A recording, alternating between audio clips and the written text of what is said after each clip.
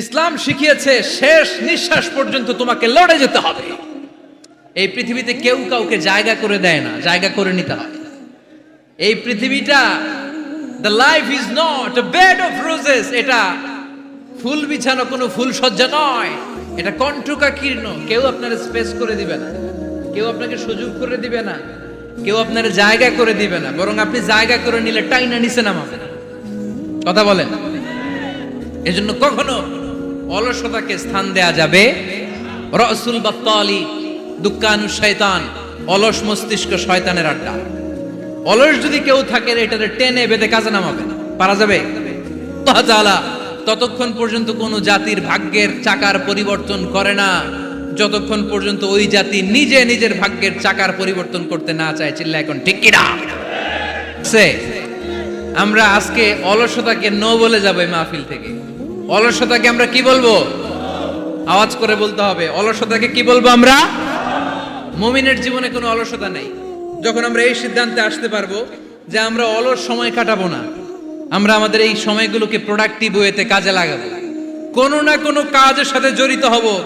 Never under estimate any job, whether it's big or small, বড় হোক বা ছোট হোক, কোনো কাজকে আমরা ছোট করে দেখব না। যে কোনো কাজ করো না ভাই, যে কোনো কাজ করো তা যেন হয় সবার চেয়ে সবচেয়ে সুন্দর। আমাদের অবসর সময়গুলোকে কাজে লাগানোর দরকার আছে না নাই? আমরা নিজেদেরকে কর্মঠ করে, কর্মজীবী হিসেবে, শ্রমজীবী হিসেবে নিজেদেরকে প্রতিষ্ঠিত করতে চাই। রাজি আছে মুসলমান? লক্ষ্মীপুরের যুবক ছেলেরা আওয়াজ করে বলো, পারা যাবে? লজ্জা কিসে? লজ্জা কিসে?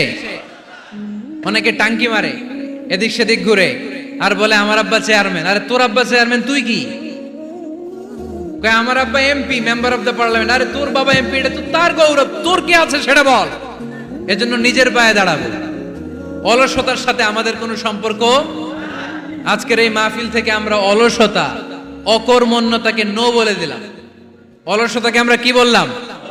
আরো জোরে বলতে হবে। অলসতাকে কি বলবো?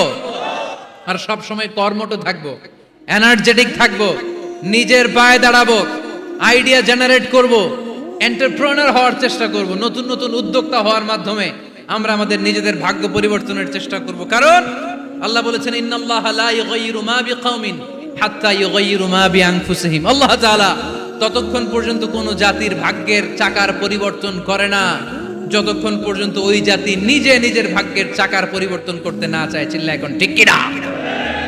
লাকাদ খালাকনা, একটা বাবার স্পার্মের মধ্যে 2 কোটি যদি শুক্রাণু না থেকে সেখান থেকে সন্তান হয় না। তার মানে এই 2 কোটি শুক্রাণুর মধ্য থেকে আপনি একজন সফল মানুষ, যিনি বাকি 2 কোটির মধ্য থেকে সব শুক্রাণুগুলোকে হারিয়ে আপনি সফল হতে পেরেছেন। সেখান থেকে দুনিয়ার বুকে আপনি যখন এসেছেন, আপনাকে সংগ্রাম করে আসতে হয়েছে। যারা সিজারের মাধ্যমে পৃথিবীতে আসে তাদের এই সংগ্রামটা থাকে না, কিন্তু যারা নর্মাল প্রসেসে পৃথিবীতে আসে তাদের প্রচন্ড সংগ্রাম করে, প্রচন্ড চাপা খেয়ে পৃথিবীতে আসতে হয়। ঠিক কিনা? কারণ আমাদের সাইজ ছিল অনেক বড়। আমাদের মায়ের যে অঙ্গটা দিয়ে আমরা পৃথিবীতে আসব, ওই জায়গাটা ছিল খুবই সরু। আমাকে সংগ্রাম করে, আমাকে যুদ্ধ করে, আমার নিজের অস্তিত্বের প্রমাণ দিয়ে চিৎকার মেরে এই পৃথিবীতে আসতে হয়েছে। চিল্লায় বলো ঠিক কিনা? এজন্য এই পৃথিবীর বুকে আমরা যতদিন থাকবো সংগ্রাম করে বাঁচতে হবে। ঠিক কিনা? পরিশ্রমে লজ্জা আছে? লজ্জা কিসে? মনে থাকবে লক্ষ্মীপুরের ছেলেরা, যে আয়াত দিয়ে শুরু করেছি সে আয়াত দিয়ে শেষ করছি। যখন সালাতের সময় হয় মসজিদে যাব, আর সালাত যখন শেষ হয় তখন মসজিদের বাইরে আমরা কাজে নেমে পড়বো। রাজি আছি তো?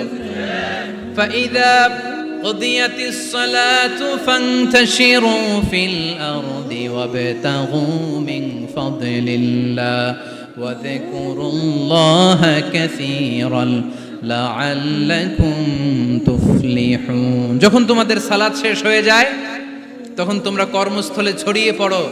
আল্লাহ শিক্ষা দিয়েছে, যেই পরিস্থিতিতে থাকো না কেন তোমাকে শ্রম ব্যয় করে, কষ্ট করে তোমার উপার্জন করতে হবে, রিজিকের বন্দোবস্ত করতে হবে। চিল্লায় বলেন ঠিক কিনা? ইসলাম আমাদেরকে এটাই শিখিয়েছে, কাজে লজ্জা নাই। আবার বিশ্বনবী বললেন, ইন খামাতিস সাআ ওয়া ফি ইয়াদি আহাদিকুম ফাসিলাতুন, তোমাদের কারো হাতে যদি একটা চারা বীজ থাকে, সে যদি দেখে কিয়ামত হতে শুরু করেছে, ফাইন ইসতাতাআ আন ইয়াগরিসাহা ক্বাবলা আন তাকুমাস সাআ ফালইয়াগরিসহা। কারো হাতে একটা চারা বীজ নিয়ত করেছে, চারা বীজটা রোপণ করবে। ইন দা মিন টাইম দেখলো কিয়ামত হতে শুরু করেছে। বিশ্বনবী বললেন, যদি তোমার সুযোগ থাকে কিয়ামত হওয়ার আগে চারা বীজটা রোপণ করে দাও।